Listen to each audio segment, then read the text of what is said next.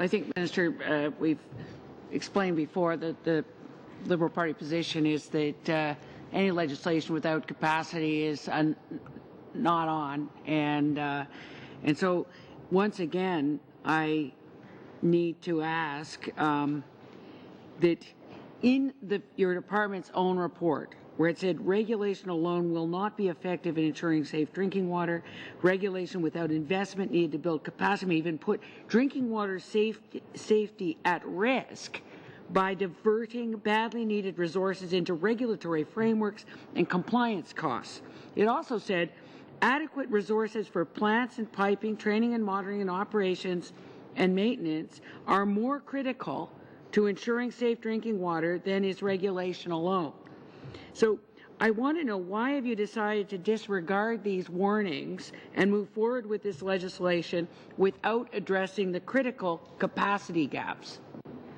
Well, Ms. Bennett, I mean, you raise an important concern that we have and that we share also. I mean, if you remember, in 2011, you wrote to my predecessor indicating, the concern of your party about this issue, and you even quoted the report of the expert panel on safe drinking water for First Nations of November 2006, saying that it is not credible to go forward with a regulatory regime without adequate capacity to satisfy the regulatory requirements. Now, when you look at S-8, and I've asked you at the beginning to please look this as part of the comprehensive strategy, which is built on those three pillars. Okay, so that's what we were getting at the other night. So in the 2011 report, that, as you remember, was ready before the election but held back until after the election because it was so damning, that it said that it identified $1.2 billion was the immediate shortfall, with $4.7 billion over 10 years, and yet last year's budget only had $330.8 million spread over 2 years in 2012, which was actually just an extension of the existing temporary funding, and there was absolutely no new money in this budget. So I want to know, just as you've said, does the department have a comprehensive plan to respond to this assessment? So can you table with the committee the what, by when, and how? When will 100% of First Nations homes in 100% of the communities have safe drinking water? Well, again, between 2006 and 2014, we will have invested as a government approximately $3 billion in water and wastewater infrastructure and related public health. But do you have any idea what results you'll get for that? How many will the results, I mean, when we look at the current status, following the release of the national assessment results, I think that was in July 2011. But Minister, you keep giving us these big numbers and fail to acknowledge that over the past 6 years, this program actually received an average of $1.2 billion annually of new funding. It's actually a cut of approximately $345 million per year from the 2012 levels and $500 million from the 6 years. So I'm wanting to know why, instead of addressing the gap of the already insufficient funding, how are you able to claim that the resources will be there to deal with these new responsibilities instead of tying up First Nations with their compliance, instead of actually building the actual infrastructure that they require? I mean, if you recall the National Assessment of First Nations water and wastewater systems, you will recall that the key findings demonstrated that the majority of the risk identified in high-risk system relates to the issue of capacity, with only 30% relating to the design risk and infrastructure issues. What we have done, and I hate to go back to this strategy, but it is a comprehensive strategy where the issue of capacity development is being addressed, where continued investment in infrastructure is taking place, and where the development of a clear regulatory framework is essential. And this is the strategy. The investments are taking place.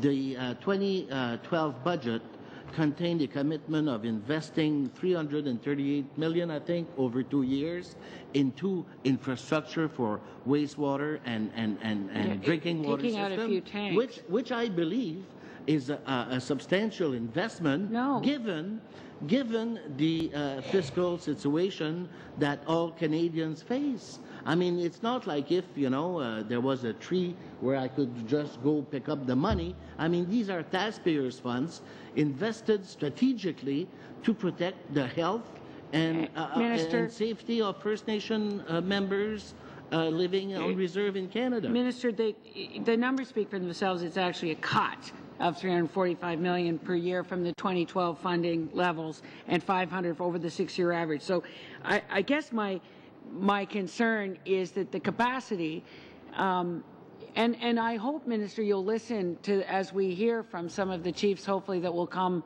to the hearings on this, in it, having the provincial approach to some of the standards is very, very worrying to a number of the First Nations chiefs, because the training and the testing sometimes is eliminating people who've been running these plants for 20 years, and that have made a First Nations run and delivered system would be preferable to a lot of the people that we've talked to. So I hope you'll listen to that. I guess the real question for us here in the House of Commons is the idea that this would be brought in through the Senate, because then there can't be any funding appropriation. And given the recommendations of the expert panel about the need to deal with capacity, I guess we're asking, why did you decide to introduce this bill in the Senate where it is subject to increased restrictions on incorporating the much needed resources in order to actually provide safe drinking water to First Nations? Well, on the first point you make, of course we will listen to the chiefs who will come testify before the committee, and we will point, I'm sure, to our commitment, which is clear in the preamble of the bill, that these regulations will be developed in cooperation and working closely with First Nations. And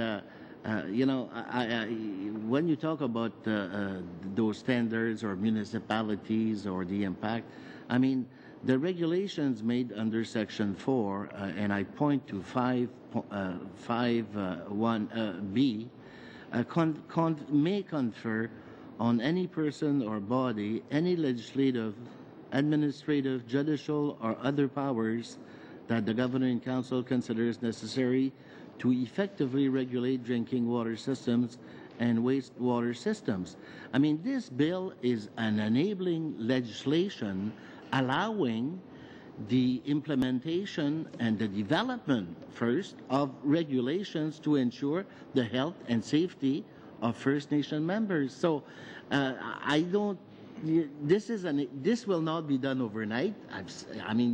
The capacity that you refer to has got to be in place. Of course, the infrastructure has got to be in place in order to meet whatever the regulated standard will be adopted. So, of course, this will take place. Now, this cannot be done overnight. It will not happen overnight. But the legislation needs to be in place for these developments, regulatory development, to take place. And it's not like if there have been and there were no investments in infrastructure or even in the training of the people. You referred, for example, to these people who have been 20 years in place. I was in Kashechuan about a month and a half ago, and, a brand new system, but unfortunately, because of the lack of training of the operator, they had a loss there, and again, we have to invest a lot of dollars to correct this. So that's why this program of training, which is taking place right now, I mean, it's proving good results. We have a lot more operators that are qualified and certified, which helps protect those important investments that First Nations themselves make in their own system. Thank you very much, Minister. We'll turn now to Mr. Bowen.